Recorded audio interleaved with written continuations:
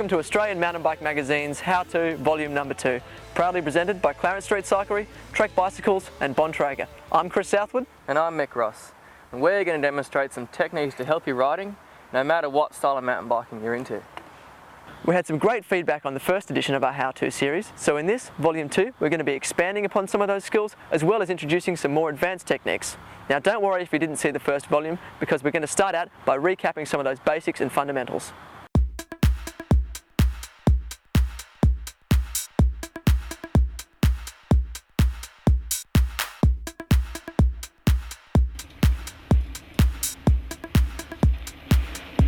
By getting out of the saddle and riding in the neutral body position, you've got the best chance of reacting to whatever the trail throws at you. You can move your body weight around and you can use your arms and legs as suspension to soak up the terrain. On technical terrain like this, it's vital that you remember your neutral body position. You need to be up out of the saddle with your pedals level so you're not going to clip them on the ground below you, keeping your arms and legs nice and loose and relaxed, letting that bike move around underneath your body. As you get tired, it's very important to avoid that urge to sit down. If you start doing that and locking your limbs, trying to give them a rest, you're going to find that your bike gets hung up on all the rocks and you lose momentum, giving you a choppy ride. That's not what you want.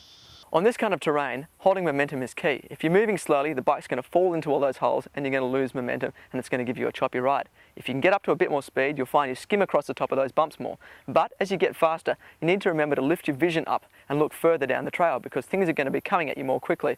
Cover your brakes, of course, so you're always ready if there's something you need to stop for, but avoid touching them if you can.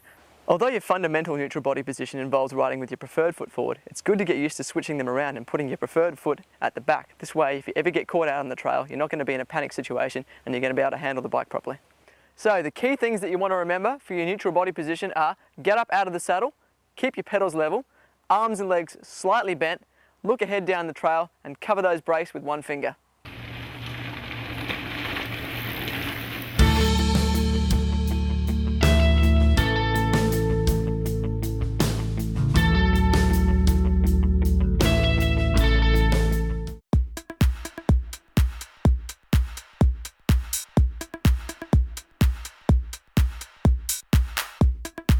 Now we're going to quickly look at braking fundamentals. Now the first thing you want to think about with your brakes is the actual physical setup of your brakes. Ideally you want to have your brakes set up so that when you put your hand on the grip and extend your index finger, it sits right in the crook of that lever. That way you've got the most mechanical advantage over the brake and you're making it work for you. You're going to get the most power out of it. The second thing you want to think about is the angle that the brake lever sits on in relation to the bar. Ideally, when you're in your neutral riding position, you want to be able to extend your fingers straight out and your brake lever should rest right underneath your fingers. You want that angle to be nice and natural, following your arm straight down to your brake levers. If you have them too far up, you're going to put pressure on your wrists, too far down, and you're going to do the same, which is just going to lead to fatigued and sore hands on long descents.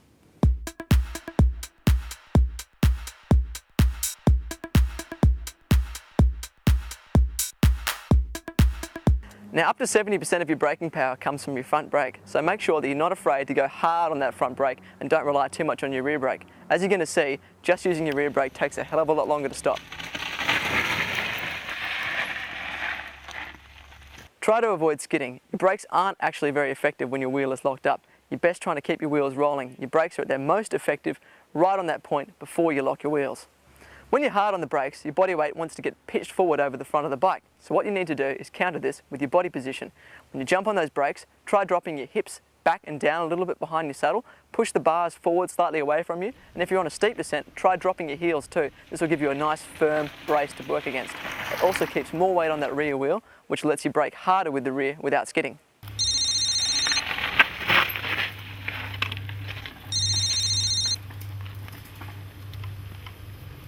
Hey, Grandma.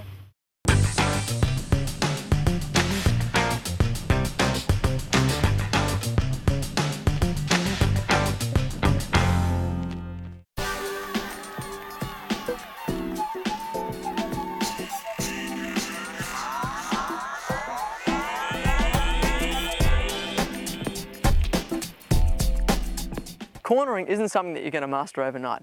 It's simply too tricky. There are too many variables associated with it, but there are a few basic pointers that you should keep in mind. The first is to try and get all your braking done before you get into the corner. The second is your vision. You want to be looking through the corner the whole time.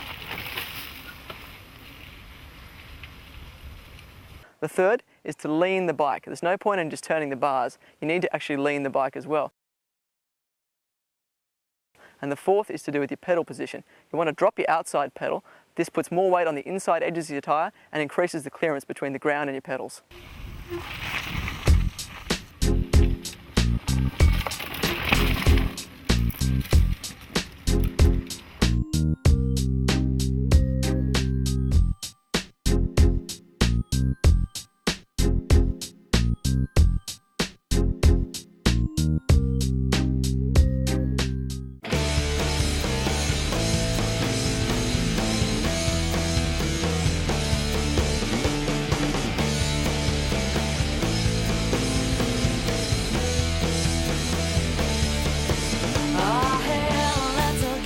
Riding sand is a tricky business. It can be very hard if you don't carry enough momentum and you don't have the right technique. But there are a few simple tips that'll help you get through the sand easily. The first is hit the sand fast. You want to carry as much momentum as you possibly can into the sand. So if you've got a good clear run into the sand, make up some speed and get ready. As you're about to hit the sand, you need to shift your body weight back. You don't want to have too much weight on your front wheel, otherwise it'll bite and dig in and could pitch you over the bars. The other thing that you want to remember is that your bike's going to have a bit of a mind of its own. Don't fight it, try and stay loose and relaxed. You want to have very soft hands on the grips, look where you want to go, and don't try and put any hard steering inputs. More guide and feel the bike the way through the sand. To get through deep sand successfully, you need to have a different pedaling technique to anywhere else. You want to try and apply power nice and gradually. You want to select a gear that allows you to put down the power nice and smoothly, because if you start going too hard on that gear, your wheel's going to dig in and you're going to bite hard into the sand and you're going to come to a complete stop. So try and have a nice slow cadence and remember to apply that force gradually with your weight on the rear wheel rather than on the front. Bike setup can also come into the equation. If you ride trails that have a lot of sand, you might want to try running a wider tyre with a bigger footprint. Also try letting a little bit more pressure out of your tyres, and that way your tyre will be able to conform and have a bigger contact patch, which will help you float over the sand rather than dig in. The key thing then to remember when riding sand is 1. Carry as much momentum as possible into the sand. 2. Have your weight on the rear wheel rather than the front. 3. Feel and guide the bike through the sand rather than steering it. And 4. Have a nice smooth pedal stroke so your rear wheel doesn't dig in.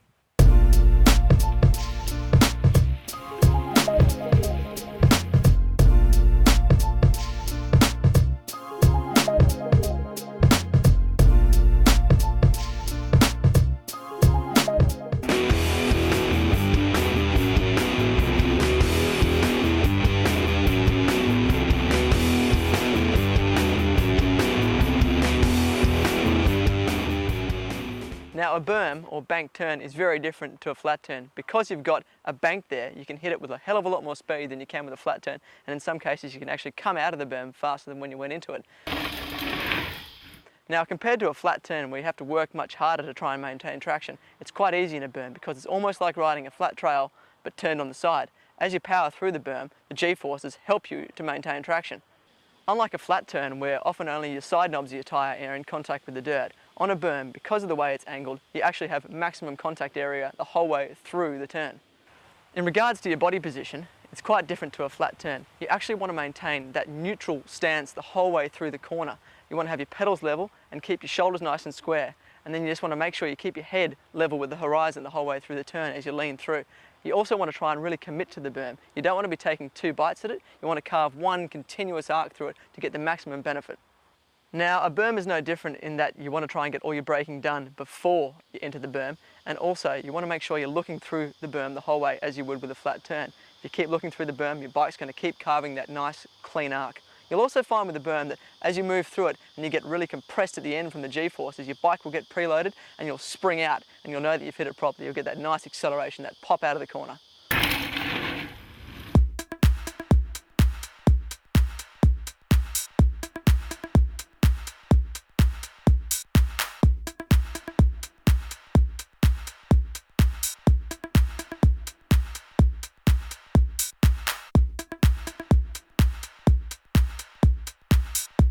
Now cutties are quite an advanced technique, but they're something that you should still try and learn to do. Basically, it involves getting your bike into a short, deliberate drift without using your brakes. They're really useful for getting yourself through tight turns at high speed where you normally have to lean the bike, which could lead to a washout.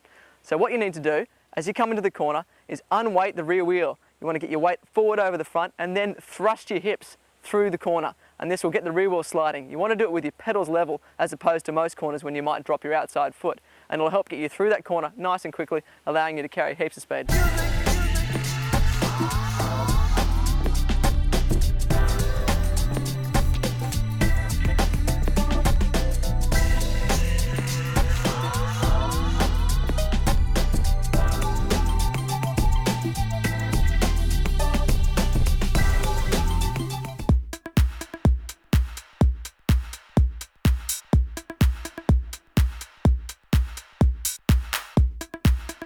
At the start of this DVD, we already introduced the basic cornering concepts, and we've also looked at berms, but now we're going to talk specifically about tackling a flat turn. Flat turns are probably the hardest turn to master because you really have to make the bike work for you in order to get maximum traction around the corner. Good flat turn technique begins before the corner, at the entry. Now you need to get all of your braking done before the corner where possible. We stressed this earlier on, but a tyre that is free rolling rather than one that is under brakes is going to have bags more traction, allowing you to get through the corner. The other thing you need to think about is your entry point. Getting out nice and wide at the start of the turn will open up the corner and give you a more gradual arc, giving you more control, allowing you to carry more speed and have more traction through the corner. Now that you're in the turn, there are three things you need to think about. The first is dropping your outside pedal. As soon as you drop that outside pedal, most of your weight gets transferred to that foot, which in turn gives you lots of leverage over the side knobs of your tyres, helping them bite hard into the ground. The second thing is leaning the bike. Don't be afraid to really tip that bike in. Getting your inside knee out of the way also will help you with that lean of the bike. The third thing is forcing your vision through the corner. We've said it before, but your bike goes where you're looking. If you've got your eyes firmly focused on the exit of the corner, it's really going to help you carve a nice, clean arc through that corner. Maintaining traction through a flat turn is something that is hard to master, especially if the surface is loose. In general, you want your body weight to be centered between the two wheels, but if the surface is especially loose, sometimes putting more weight on the front wheel can be the answer. This way you'll keep that front tyre biting, and if you are going to break traction, it's more likely to be your rear wheel than your front, which is easier to control. Leaning the bike is something that you have to get comfortable with doing. It doesn't come naturally to a lot of people, and people will sometimes want to keep their body in line with the bike as they tip it in. This doesn't work in a flat turn. In a berm that's okay, but in a flat turn you need to keep your weight above your wheels as the bike is leant. This means that you need to open up your stance, allowing the bike to tip over underneath you, but your body needs to stay in a nice, clean, vertical line above the bike. If your body is above the bike rather than in line with the bike, you're going to have more weight above your tyres, which means in turn more traction. If you're having trouble leaning the bike, really concentrate on opening up your stance. Get that inside knee out of the way and try really pulling the bike over with your hands. Use your outside hand and move it across your body, and this will help get the bike leant over.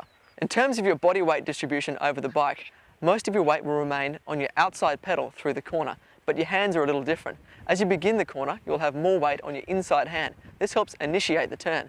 But once you've got that desired lean angle, try and keep even weighting over both hands. Your hips and your upper body also have a large bearing over how your bike will behave in the corner. Try and orient your hips through the corner. One good tip is to imagine that you've got a flashlight coming out of your belly button. Try and aim that beam through the corner where you want to go.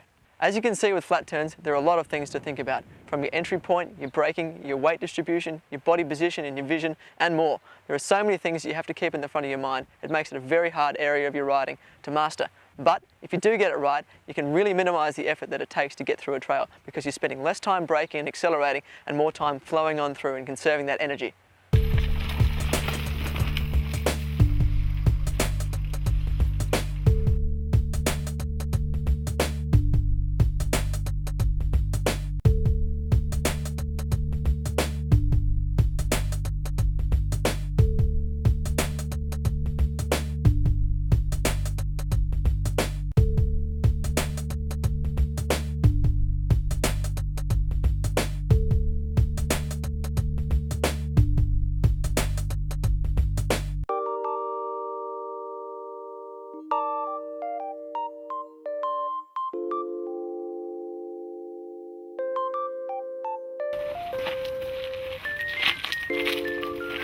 Loose, steep fire road climbs seem to be part of every trail network. There are three main techniques to keep in mind when you're tackling a loose climb like this. First of these is body position. Your body position on a climb like this is all about finding that right balance between stopping your front wheel from lifting but maintaining enough traction on your rear wheel. The steeper the climb, the closer you're going to have your chest to the stem and your elbows tucked in, keeping that front wheel from lifting. But at the same time as you do this, this can cause the rear wheel to spin. So it's a constant process of readjusting that balance. You need to really concentrate on a smooth power delivery. A choppy pedal stroke on a climb like this is likely to lead to a breaking of traction at the rear wheel and a loss of momentum. You also need to really concentrate on getting the hang of riding in a higher gear if possible. A higher gear is great on this kind of climb because if your rear wheel does break traction, you're not likely to slip as far with your pedals, whereas in a lower gear, you're going to spin out completely. This kind of terrain often begs the question, are you better to stay in the saddle or get out of the saddle as you climb? Now your best option is actually to hover slightly above the saddle. This way you've still got a low center of gravity because your body mass is still low above the bike, but you're able to move around freely and react, so you can make those quick subtle weight changes as you need to, and the bike can still absorb the terrain and keep traction as you climb. Often when people come over the top of a climb, the first thing they do is sit down and actually have to click down to an easier gear. Try to power over the top of the climb. That way you're going to carry good speed up the climb, and all that hard work that you've just put in isn't going to go to waste.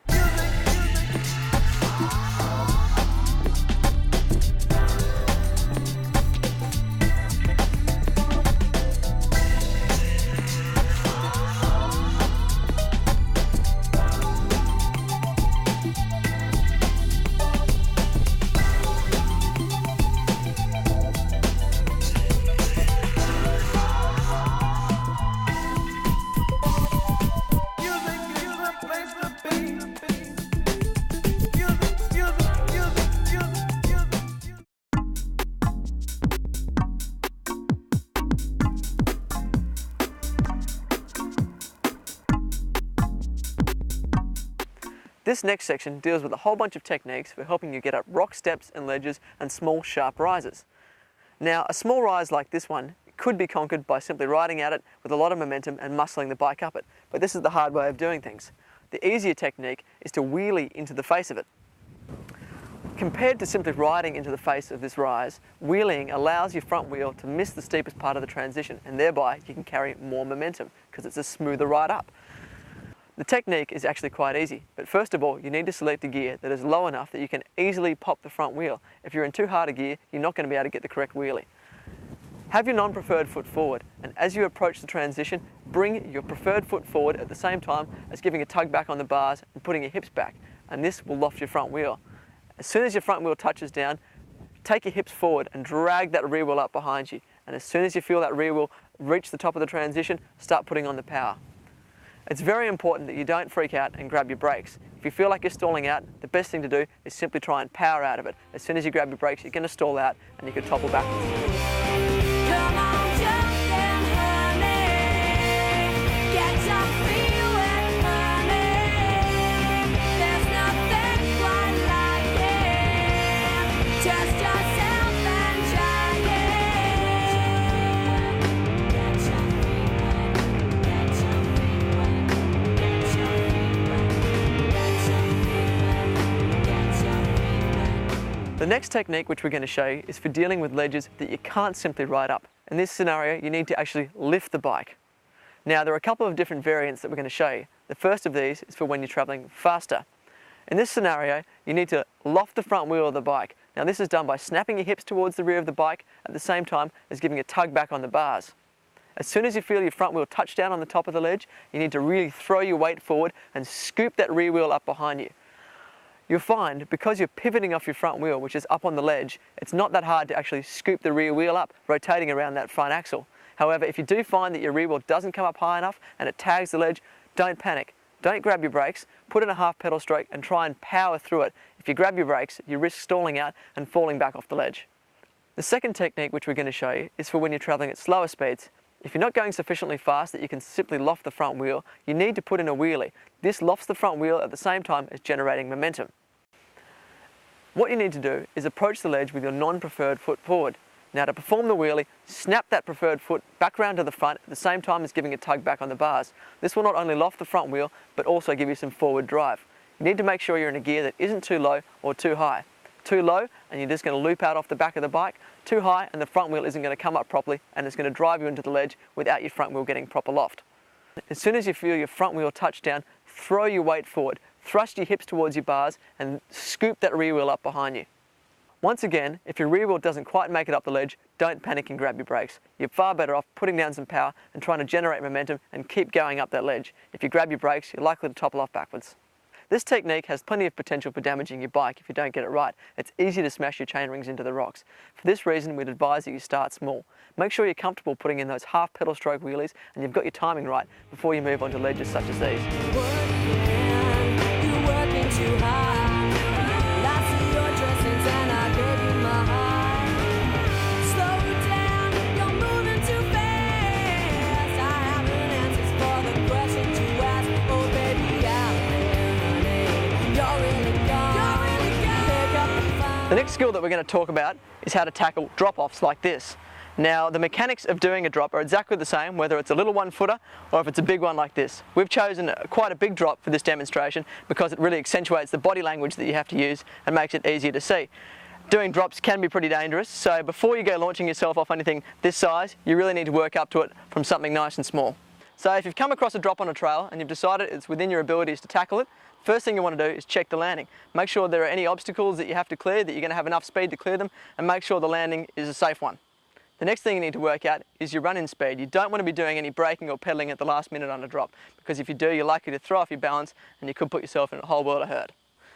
Now, the most important part when tackling a drop is leaving the takeoff.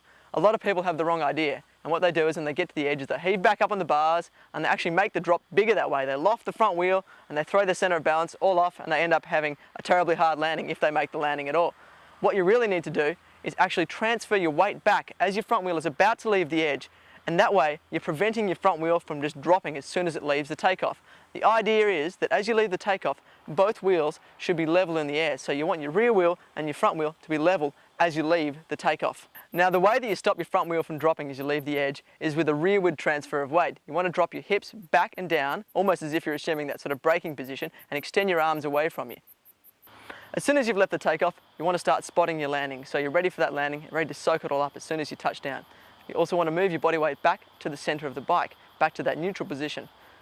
Extend your arms and legs so they're ready to soak up that impact, and you also need to start angling your wheels so they have the same angle as the landing you're trying to hit. You want to make sure that you land with both wheels at the same time. Front and rear should touch down together. As soon as you touch down, you want to let your bike soak up the impact, and as it does so, you also need to let your body soak up that impact. So really use your arms and your legs. Let the bike come up to meet you and compress down into the bike, absorbing as much of that energy as you can with your body, not just letting it all get soaked up by your suspension. That way you can have the smoothest possible landing and you can have the best chance of rolling out of it cleanly. Now, if you're feeling like you're not about to have a clean landing, you've come off the lip and something's gone a little bit wrong, you might have come off a bit crooked or something, you really don't want to panic. The worst thing you can do is take your foot off the pedal or start to stiffen up. You want to stay as loose as you can and still try and soak up that landing. Even if you skid off a bit to the side, you're probably not going to crash.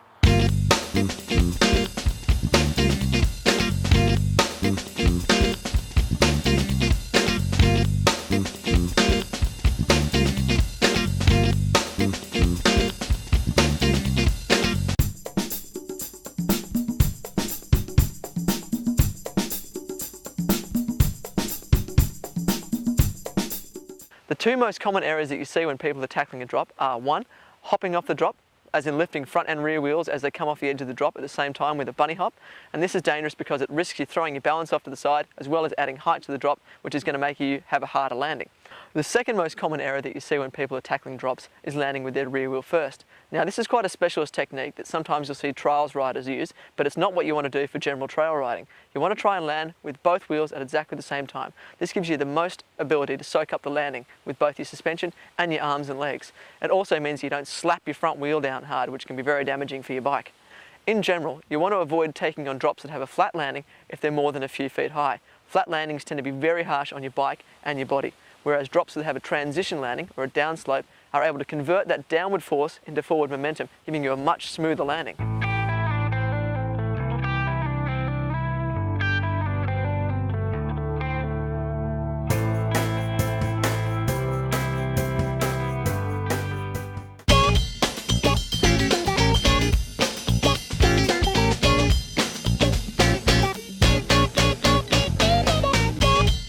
Descending steep ledges is something that a lot of riders find challenging and daunting.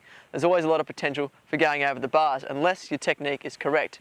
Now, to descend steep ledges such as these, you need to firstly have your speed under control. You don't want to come barreling into them too fast. By the same token, you don't want to be creeping and risk losing your balance at the last minute. It's all about body position. As your front wheel approaches the edge of the ledge, you need to bend your arms and get your chest nice and low to the stem. As soon as the front wheel starts to go over the edge, let your arms go with it. Extend your arms out. This will prevent that jerking motion that so many people experience as their front wheel drops over the edge. You also need to concentrate on having your hips back and low behind your saddle so your weight is nice and rearward on the bike so you don't get pitched over the front. You don't want to lock your arms. If you do, you're in for a rough ride as soon as your wheel hits the bottom of the transition. Now, as soon as your front wheel starts to kick out and begin rolling forward, absorb the impact with your arms. Soak that up. You also at the same time need to move your body weight back to the center of the bike. If you continue to ride with your weight off the rear of the bike, you're going to find that your front wheel will lift up in the air and you're going to do a wheelie by accident.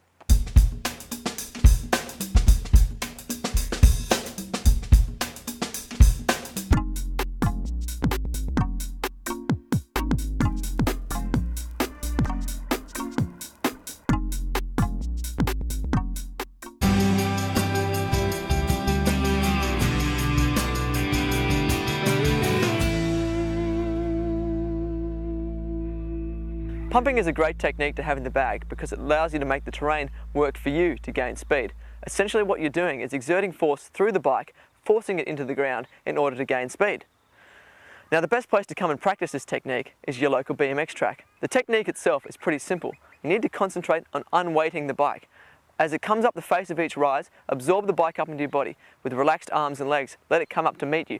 And as soon as you feel that front wheel crest the rise and begin traveling down the back slope, push it down with your arms into the ground. As soon as you feel the rear wheel come over the rise, do the same with your legs. You really need to force that bike into the ground with your whole body. Don't just use your arms or your legs or you're only going to get half the benefit. If you're doing the technique correctly, you should be able to pick speed up, and by the time you exit the rhythm section, you should be traveling much faster than when you entered it. Although you're never going to find something just like the BMX track out on the trail, the technique can be applied to all kinds of areas of your riding. You can use pumping to gain speed out of the backside of water bars, through gullies, and even out of the landings of drops and gaps. In fact, just about anywhere where there's a downslope or a transition, you can use the pumping technique to gain speed. Don't be intimidated by the natural environment. Although it isn't as consistent as you might have at the BMX track, try and visualize it in the same way. You want to look at takeoffs and landings, compressions that you can manual through. Just try and play with the trail too. Don't ride the same line every time. Look at different options that you might be able to incorporate and try out all those different techniques wherever you can.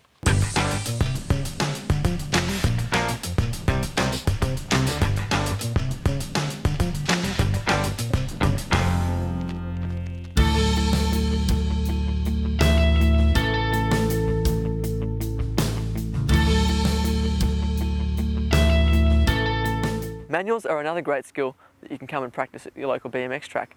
Like pumping, they're an excellent way for generating speed out of the terrain. Manuals can be used all over the place on the trails. Anywhere there's a compression in the terrain is a perfect place to try out a manual. They're not just something that you can use as a practical skill for generating speed, they're a lot of fun for playing with the trail too. The technique is quite simple. As your front wheel approaches the edge of the compression, you need to snap your hips back, transfer your weight towards the rear of the bike, and extend your arms away from you. This will loft the front wheel of the bike. Now, at the same time, you need to push your legs down and away from you into the compression, and this is what generates your speed. As soon as your front wheel reaches the other side of the compression, pop it back down and pump down the backside of whatever it is that you're manualing into. This way you'll carry great speed out of the manual. When performing a manual, it's vital that you cover your rear brake with one finger. This way, if you loop out and go off the back of the bike, you can quickly dab that rear brake, which will instantly bring your front wheel back down and saving you from falling on your butt. Your side-to-side balance is another aspect that you need to consider with the manual, especially if you're trying to manual through a long compression. Use your hips to correct any balance from side to side, and a slight turn on your bars is all you need to get that bike travelling back up straight and narrow. There are a couple of areas on the trail where manuals can be very useful. One of these is if you have a double jump that you don't want to commit to having to jump, or if you don't think you have enough speed for. Instead of jumping it, you can pull a manual through the compression between the takeoff and the landing. This way you're still able to carry good speed, but without having to commit to actually jumping it.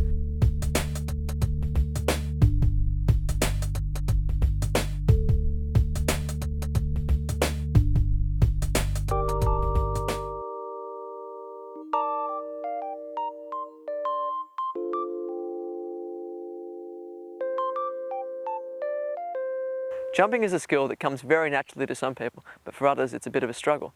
Now once again, the BMX track is the perfect place to come and practice jumping. The jumps here are generally wide, consistent and smooth, and often there's a nice big tabletop, which is perfect for learning on. Before you begin, it's important to have a quick look at your bike setup. You want to make sure your saddle isn't too high, get it down nice and low out of the way. You also want to look at your rebound speed on your rear suspension if you're riding a dually. Slow it down. If it's too fast, you're likely to get bucked over the front of the bike, which is a pretty common problem. The ideal jump to learn on is a tabletop. This way you can build up nice and slowly. It doesn't matter if you don't make it to the down ramp to start off with. The first thing you need to consider is your speed. You don't want to be doing any braking or pedaling at the last minute. You want to have all your speed adjustments done well in advance so they're not going to throw you as you approach the jump. You want to be in a nice, relaxed, neutral body position. Your pedals should be level, you should be looking ahead, your arms and legs slightly bent and nice and relaxed. You want to get all your braking and pedaling done nice and early. You don't want to be making any last minute adjustments to your speed. The next step is to preload the bike. Preloading the bike is very important. As the bike approaches the face of the jump, crouch down slightly, compress your bike suspension and your body, bend your arms and legs and lower yourself slightly into the bike. As the bike begins to travel up the face of the jump, you re-extend from this position back to your neutral body position. In doing this, you actually push the bike lightly into the face of the jump, and this is what gives you that pop to carry over the jump. You need to make sure you stay relaxed and smooth. Any stiffness at this point is going to magnify any problems of being off balance or taking the wrong line off the lip. As you leave the lip and go into the air, there are a few things you need to consider. Firstly, your bike's going to have a very high front end position. You need to level off the flight of that bike as soon as possible. You do this by rotating your wrists away from you and moving your hips back slightly, returning your body weight to the center of the bike. You don't want to start focusing on your landing too early. If you do that, you're likely to propel the bike into a forward rotation, which can shoot you over the bars. Once the bike is back to level flight, you want to re-extend your arms and legs in preparation for soaking up that landing. Now you want to spot your landing too. This way you're going to be able to gauge whether or not you're going to be going too long or too short and start to make preparations accordingly.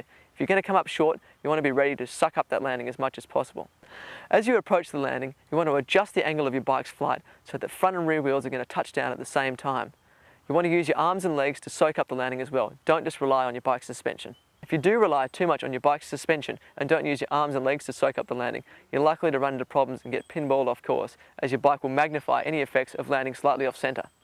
If you're not confident that you're going to be able to make it to the landing of the jump on the first try, build up to it slowly. This way you get that feeling of preloading the bike, extending your arms and legs into the takeoff and getting that nice level flight. Slowly work up till you can make that landing.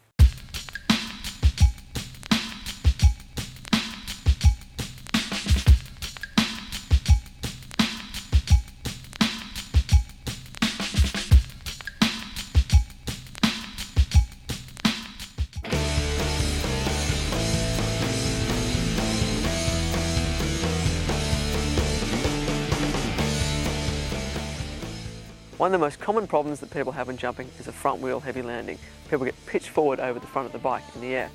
Now this happens because people just simply try and ride through the lip. They suck up the lip with their arms, but they don't do the same with their legs. Sucking up the lip is fine, but you have to remember to do it with both your arms and your legs. If you simply just suck it up with your arms but keep stiff legs, you're going to get propelled forward. Another common mistake is lifting the bike. Rather than using that preload and extension through the takeoff to generate lift, a lot of people simply ride off the lip and then hoik the bike up underneath them. This is not the way to do things. You've got far more chance of getting thrown to the side if you do this, and you're pretty much ensuring that you're going to have a really heavy landing.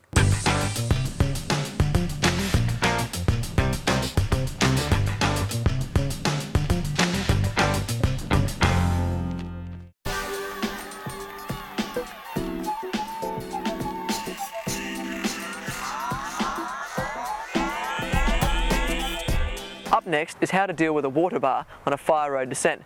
Now we're going to show you 3 different techniques. The first of these is to squish the water bar, the second is manualing into the face of the water bar, and the third is pre-jumping into the water bar. Now these techniques are all used for different scenarios and different speeds at which you might be travelling. The first technique is squashing the water bar. This is perfect for when you're travelling at a moderate speed and you don't want to get launched by the water bar. What you need to do is make sure you're in that nice neutral body position and your arms and legs are nice and relaxed. As soon as you hit the water bar, allow the bike to be absorbed up into your body. Stay nice and loose and let the bike rise up to meet you. And once you get over the crest of the water bar, push down hard. Pump down the backside of the water bar, and this ensures you're going to stay on the ground and not get flung into the air whilst letting you carry good speed.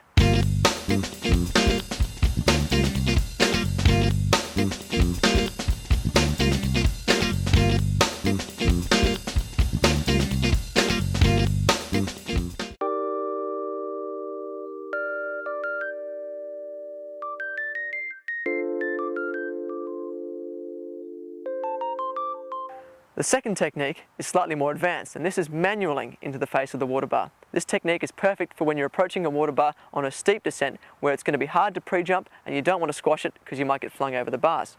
Now, to manual into the face of the water bar, simply pull a manual, as we've taught you in some of the earlier techniques, straight into the face of it. But once your front wheel crests the water bar, push down hard on the backside. Make sure that you keep those wheels in contact with the whole backside of the water bar. This way you're going to stay on the ground and not get flung into the air while still being able to carry good speed.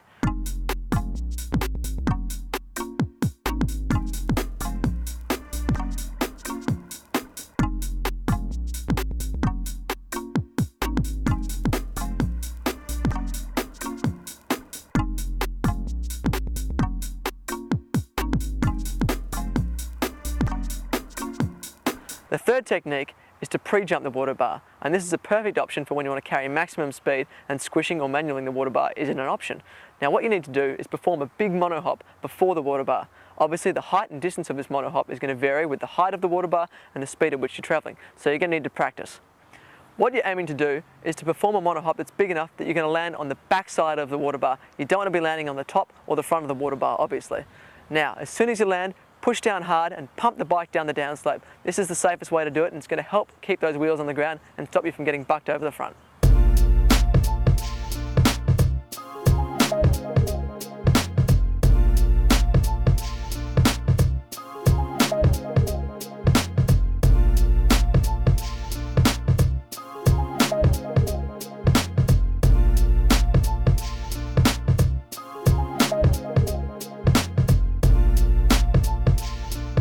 There are plenty of obstacles that you'll come across on the trail which are so tall that you can't simply ride across them without catching your chain rings. We're going to show you a bunch of different techniques now for conquering those obstacles at different speeds. The easiest and probably the most common way for getting over obstacles that are too tall for simply being ridden across is to loft your front wheel onto it and then pick your rear wheel up. This is a really good technique. Simply riding into it with your front wheel lofted and letting your rear wheel plow into it is going to rob you of momentum and you might stall out. So what you need to do is loft that front wheel, pick it up, and as soon as you feel it touch down on top of the obstacle, pick that rear wheel up, much like we explained in climbing ledges before. Make sure you throw your weight forward. Transferring your weight forward to your front wheel will unweight the rear and allow it to smoothly roll over the obstacle. If you're travelling too slowly to simply loft your front wheel, say you've had a tricky corner or obstacles before the one that you're about to ride over, you might need to try and put in a half pedal stroke wheelie, again like we explained when we were talking about climbing ledges. Make sure you approach the obstacle with your non-preferred foot forward and bring that preferred foot back round to the front at the same time as giving a gentle tug on the bars. That'll generate speed at the same time as lofting that front wheel. And then, once the front wheel touches down, exactly the same as before, pick that rear wheel up, unweight it, and allow it to follow you through.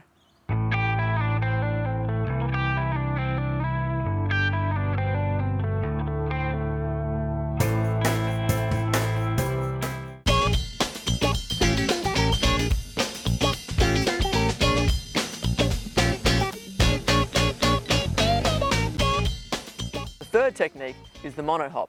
This is the preferred technique for when you've got a lot of speed and you want to maintain that speed and don't want to have to slow down to ride over the obstacle. Now the monohop is quite an advanced technique. It's different to the bunny hop. A bunny hop is when the rider picks up their front and rear wheels simultaneously, and that's no good for clearing an obstacle such as this. A monohop, on the other hand, is where you loft your front wheel and then your rear wheel into the air. This allows you to cover a much greater distance as well as getting over higher obstacles than a simple bunny hop would allow you. The first step in your monohop is to preload the bike. Crouch down low over the bike and compress the bike suspension in preparation of springing up. The second step is to lift that front wheel. Snap your hips back at the same time as springing up out of that preload and pulling up on the bars. This should get your front wheel nice and high. The third step is to pick your rear wheel up. Now this is where it gets a bit trickier and you have to involve your upper body. Roll your wrists forward and away from you at the same time as scooping up with your feet, pulling up on the pedals. This will coax your rear wheel into the air. The fourth step is all about the landing. Now you've got the bike in the air and you've got that rear wheel up nice and high, you need to be prepared to soak up that landing. Try and land with both front and rear wheels at the same time. This will give you the most control as well as the smoothest landing. The most important thing is to be confident with your monohop and to get your timing right. You need to loft that front wheel nice and high, because if you don't, there's a risk of planting it into the front side of the obstacle. If your rear wheel doesn't quite clear the obstacle, don't panic. As long as you're carrying sufficient pace and you've got that front wheel nice and high, your rear wheel should still be able to clear the obstacle pretty easily, even if it tags it on the way through. You're working too hard. I see your dressings and I gave you my heart. Slow down, you're moving too fast. I have answers for the questions you ask. Oh baby, I'm learning. You're really gone. The third technique that we're going to talk about involves manualing into the face of the obstacle. Now this isn't something you're always going to do, but it's perfect for if the obstacle catches you by surprise or you're not so confident with your monohop, or if you're travelling at high speed and want to maintain that momentum without having to do a monohop. For this technique, all you need to do is pull a manual before the face of the obstacle. Snap your hips backward, tug up on the bars, and get prepared for that rear wheel to plough into the obstacle. So you need to make sure you've got sufficient weight over the rear of the bike. If you have your weight too far forward, you're going to get pitched forward when your rear wheel has that impact. Compared to previous techniques where you have to throw your weight forward to help that rear wheel through, you don't want to do this with this technique. You want to make sure that your weight stays over the back of the bike the whole way through the impact with the obstacle. This way, when your rear wheel hits the obstacle, you're not going to get pitched forward. It's all about defense, and making sure you do this will stop you from getting thrown over the bars.